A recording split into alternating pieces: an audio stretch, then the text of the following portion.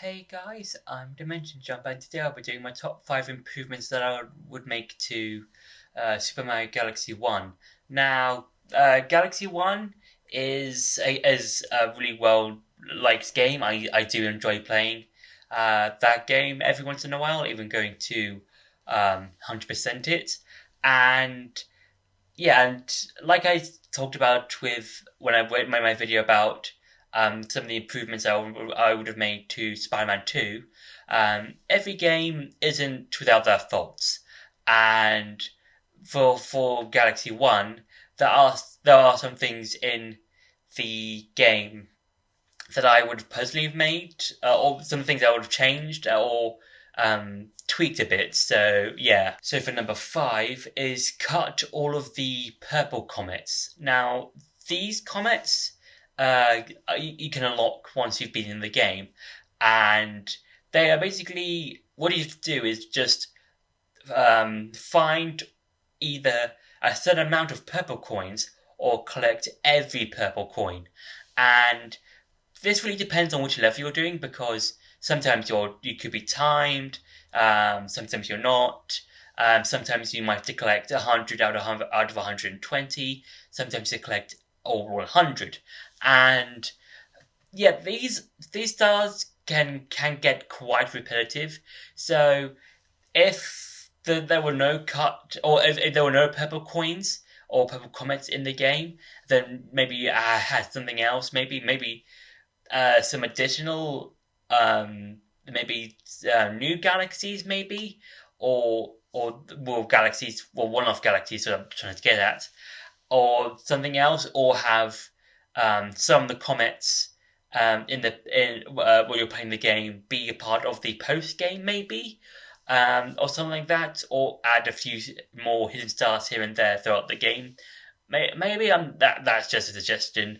But yeah, purple comets aren't really the best in the game. So yeah. For number 4 is no limits to the fire and ice flower power-ups. Now, these items are out of all the power-ups in the game, are one of 3 power-ups with a time limit. The other one being the superstar. Now, the superstar is kind of a given. It makes you invulnerable for 30 seconds roughly, and it's kind of the same with the Fire Flower and Ice Flower from Super Mario Galaxy 1. But instead of making you be invincible for 30 seconds around about that time, you can fire either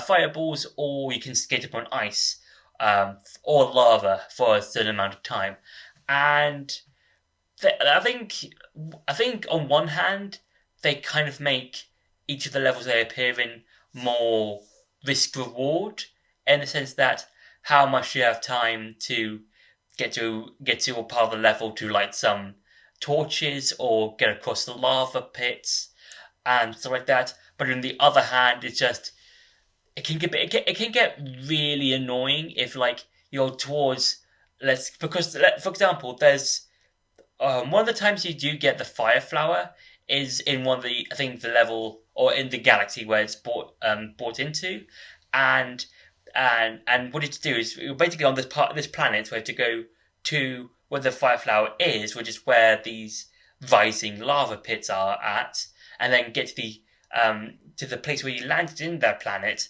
fire up the lighters, and then take the launch star to the next part of the galaxy, and it can get very annoying if you like trying to one aim and two try and get to those torches before time runs out, and then you need to go all the way back to where the fire flower is, get the power up, go all the way back to the torches. So yeah, so it's though it can be quite nice to like have like time limit to more be focused, but it can get quite repetitive. You have to repeat certain parts of a galaxy or a level over and over again because time ran out on either the ice or fire flowers. So yeah. For number 3 is a better final level. Now, I'm mainly talking about the final level you can unlock once you've collected every single star in the game, and I'm not talking about the final ground star level.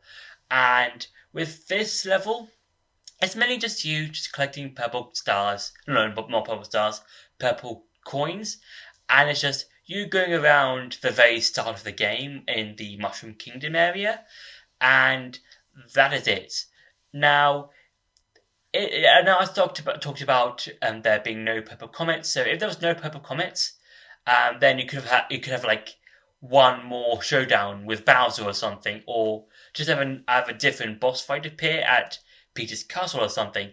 But if there was purple comets, then if it, I think without purple comets, maybe a new fight. But with the purple comets or the purple coins, maybe have Mario collect 50 of them at first, but then the remaining 50 are taken by some of the bosses in the game. So like that's Mandibug Stack in Honey Hive Galaxy. Maybe bring it back, but this time it's got a whole army of of his minions or something like that. So Mario has to try and attack them before attacking the main Mandibug Stack or something like that, or have the mole guy appear or something like that, and they're all on their own different small planet areas. And I think that will make the final level, depending on which one I'm feeling towards, I'd say make the final level a bit more fun. And instead of just going across the Mushroom Kingdom, just collecting 100 purple coins and nothing really else to do. So yeah, for number two is an improved spring mushroom. Now the spring mushroom can be found within some of the levels, some of the levels in the Toy Time Galaxy. But with the spring mushroom, it can be a bit frustrating, especially in Toy Time Galaxy, because it's basically hard to control. Like you spring in one direction, but then you go in a totally opposite direction, and then you have to use the spring mushroom for one of the bosses in the in Toy Time Galaxy, and yeah, it's just one of those things where like you have to really, really focus on how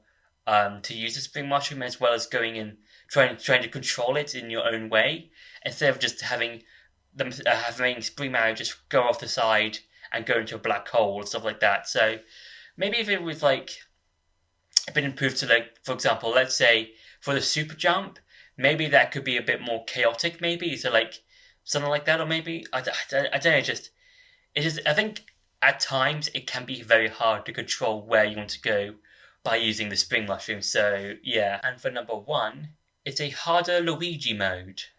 Now Luigi can be found within some of the levels in Galaxy One, and he also has his own mode. So that what that means is basically you can play the game again, but this time it's Luigi. Now it is a bit hard to the Luigi mode of Super Mario Galaxy One, in that Luigi is a bit harder to control. He's a bit floatier than him. He skids a bit more when he stops, that sort of thing. But I feel like what made this would make this more of a challenge if it was more harder or something like that. So like, for example, you could have flipped the game, something like, so similar to like how Ocarina of Time 3D and Twilight Princess HD does it, in that with Twilight Princess with the Wind no, I'm sorry, with Ocarina of Time 3D, I think once you've been in the game once, you unlock Master Mode, which is basically the whole game but flipped. And then with Twilight Princess HD, you have I think the same mode. The same mode, which is Master Mode, but the Master Mode version is the Wii version of Twilight Princess, and the normal version, the normal Master Mode, is the GameCube version. So something like that to make the Luigi version of Super Mario Galaxy a bit harder would be something quite cool to see, and would add a bit more of a challenge to the game as a whole. So yeah, so that's my top 5 improvements that I would have made to Super Mario Galaxy 1. I hope you enjoyed this video. Don't forget to like, share, and subscribe, and I'll see you in the next video.